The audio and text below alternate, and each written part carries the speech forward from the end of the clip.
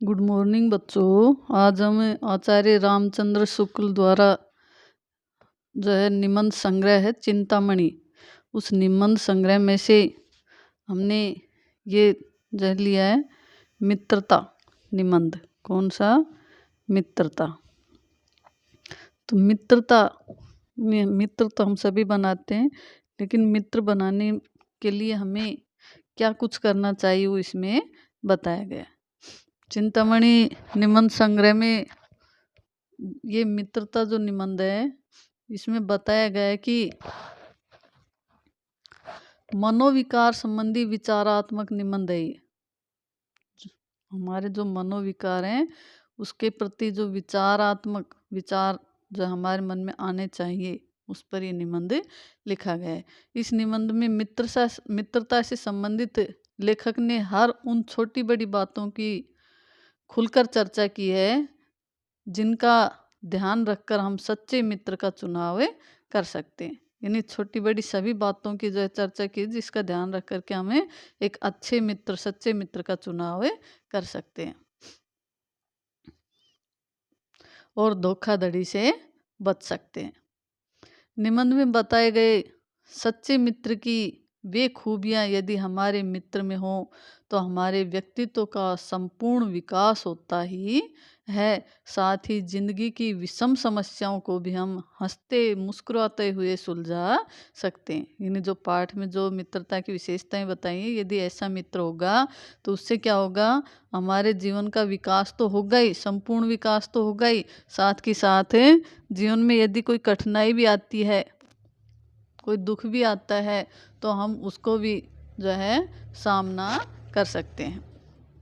तो देखिए कवि ने क्या बताया इसके में। जब कोई युवा पुरुष अपने घर के बाहर निकलकर बाहरी संसार में अपनी स्थिति जमाता है, तब पहली कठिनता उसे मित्र चुनने में पड़ती है। पहली कठिनाई क्या आती है? मित्र चुनने की आती है। कोई भी जो है युवा पुरुष जो अपना काम धंधा करता है, बाहर भीतर जाता है, तो सबसे पहली कठिनाई मित्र को चुनने की, किसको मित्र बनाए। यदि उसकी स्थिति बिल्कुल एकांत और निराली नहीं रहती तो उसकी जान पहचान के लोग धड़ाधड़ बढ़ते जाते हैं। यानी एक तो एकांत प्रिय और सबसे अलग रहने वाले व्यक्ति होते हैं, उनके मित्र कम होते हैं क्योंकि उनके जान पहचान जो है कम होती है। लेकिन यदि ऐसे नहीं है, सबसे बातें करते हैं, खुले जो है मन के हैं, तो ऐसे लोगों की जान पहचान धड़ाधड़ बढ़ती चली जाएगी। धड़ाधड़ यानी एक के बाद एक जो है उसकी जान पहचान होती चली जाएगी और थोड़े ही दिनों में कुछ लोगों से उसका हेल मेल हो जाता है। यानी कुछ लोगों के साथ हिल मिल जाता है, वो उनके साथ रहने लग जाता है। यही हेल मेल बढ़ते बढ़ते मित्रता के रूप में परिणित हो जाता है और यही हेल मेल जो है ये बढ़ते बढ़ते मित्रता के रूप में बदल जाता है। यानी अब वो उनमें क्या हो जाती है? मित्रता। मित्रों के चुनाव की उपयुक्तता पर उनके जीवन की सफलता निर्भर हो जाती है। यानी आप अपने जो मित्रों के जो चुनाव किया है उसकी उपयुक्तता पर ही आपके जीवन की सफलता निर्भर करती है। आपने यदि अच्छा मित्र चुना है तो आगे आपका जीवन सफल होगा। यदि आपने गलत मित्र चुन लिया है तो आगे जीवन में असफलताओं का सामना करना पड़ेगा, क्योंकि संगति का गुप्त प्रभाव हमारे आचरण पर बड़ा भारी पड़ता है। संगति का प्रभाव तो हमारे आचरण पर पड़ता ही पड़ता है। हमारे व्यवहार पर, जैसे संगति में हम रहते हैं हमारा व्यवहार भी वैसा ही बन जाता है। हम लोग ऐसे समय में समाज में प्रवेश करके अपना कार्य आरंभ करते हैं जबकि हमारा चित्त कोमल और हर तरह का संस्कार ग्रहण करने योग्य होता है। जब हमें जो है समाज में प्रवेश करते हैं तो हमारा मन जो है कैसा होता है? एकदम कोमल होता है और हर प्रकार के जैसे संस्कार हमें मिलते हैं हम उन्हीं को ग्रहण कर लेते हैं। हमारे भाव अपरिमार्जित और हमारी प्रवृत्ति अपरिपक्व रहती है। हमारे भाव कैसे रहते हैं? अपरिमार्जित, अपरिमार्जित बिना शुद्धि किए हुए, यानी उनके जो हमारे भाव में शुद्धता नहीं होती है और हमारी प्रवृत्ति भी अपरिपक्व रहती है, अविकसित रहती है। हम लोग कच्ची मिट्टी की मूर्ति के समान रहते हैं, जिसे जो जिस रूप का चाहे उस रूप का करे, चाहे राक्षस बनाए चाहे देवता। नहीं, हम उस समय कैसे रहते हैं? कच्ची मिट्टी के समान रहते हैं। अब कच्ची मिट्टी से आप जैसा रूप देना चाहें वैसा दे सकते हैं, तो हम भी ऐसे ही रहते हैं। क्योंकि हमारे जो है, जो हमारी जो भाव हैं वो अपरिमार्जित रहते हैं, शुद्ध किए हुए नहीं रहते, और हमारी जो प्रवृत्ति है वो भी अविकसित रहती है। तो हम जैसे समाज में रहेंगे, जैसी प्रवृत्ति हमें हमारे सामने होगी, हम वही सीखते चले जाएंगे। ऐसे लोगों का साथ करना हमारे लिए बुरा है जो हमसे अधिक दृढ़ संकल्प के हैं। अब जो लेखक कह रहे हैं कि हमसे ज़्यादा दृढ़ संकल्प यानी दृढ़ निश्चय वाले, यदि कोई हमसे ज़्यादा दृढ़ निश्चय वाले व्यक्ति हैं तो ऐसे लोगों से आप संपर्क मत रखिए, उन्हें मित्र मत बनाइए, क्योंकि हमें उनकी हर बात बिना विरोध के मान लेनी पड़ती है। अब यदि ऐसे मित्र बनाएंगे तो वो जो भी बात कहेगा हमें उसको मानना पड़ेगा, हम उसका विरोध नहीं कर सकते, क्योंकि हमें पता है कि वो तो मानेगा नहीं, वो तो दृढ़ संकल्प है। इसलिए हम क्या करेंगे, उसकी हर बात को मान लेते हैं, चाहे वो अच्छी हो चाहे बुरी हो। पर ऐसे लोगों का साथ करना और बुरा है जो हमारी ही बात को ऊपर रखते हैं। ये कह रहे हैं कि नहीं तो दृढ़ संकल्प के साथ रहें, और नहीं ऐसे लोगों के साथ भी नहीं रहे जो हमारी बात को ऊपर रखे, चाहे हम सही कह रहे हो गलत कह रहे हो, हमारी बात को ऊपर रखे। ऐसे लोगों के साथ भी हमें नहीं रहना है, ऐसे मित्र भी नहीं बनाने जो हमारी चापलूसी करें। क्यों? क्योंकि ऐसी दशा में न तो हमारे ऊपर कोई दबाव रहता है और न हमारे लिए कोई सहारा रहता है। ऐसी दशा में हमारे ऊपर कोई दबाव नहीं है, हम जैसा चाहेंगे वैसा करेंगे, क्योंकि जो चापलूस होंगे हमारे मित्र वो तो हमें विरोध जो है हमारा विरोध करेंगे नहीं, हम जैसा चाहे वैसा कर सकते हैं। तो हमारे ऊपर किसी प्रकार का दबाव नहीं रहेगा और न ही किसी प्रकार का सहारा रहेगा, क्योंकि चापलूस लोग जो होते हैं वो किसी का भला भी नहीं कर सकते। तो दोनों अवस्थाओं में जिस बात का भय रहता है उसका पता युवा पुरुषों को प्राय बहुत कम रहता है।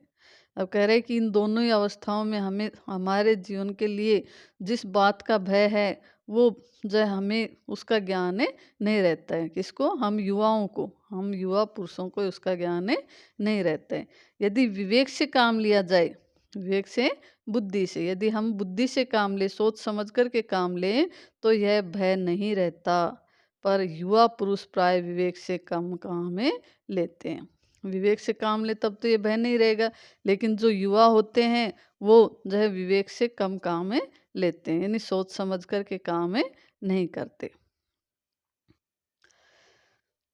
कैसे आश्चर्य की बात है कि लोग एक पीढ़ा लेते हैं तो उसके जो एक पीढ़ा लेते हैं तो उसके गुण दोष को कितना परख कर लेते हैं।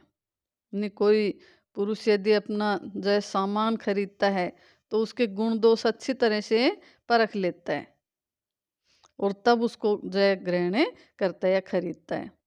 पर किसी को मित्र बनाने में उसके पूर्व आचरण और प्रकृति आदि का कुछ भी विचार और अनुसंधान नहीं करते, लेकिन जब मित्र बनाते हैं तो किसी प्रकार का अनुसंधान नहीं करते। अनुसंधान यानी खोज, यानी उसकी पूर्व की जो बातें हैं, उसकी प्रकृति कैसी है, उसका आचरण कैसा है, पूर्व में वो कैसा था, पहले किससे संपर्क था, इन सब की खोज हमें नहीं करते।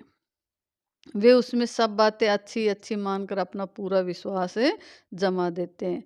अब देखिए उसकी सब बातों का अच्छी मान उसमें विश्वास हो जाता है और हम उसे अपना मित्र बना लेते जब उसके बारे में अनुसंधान नहीं करते।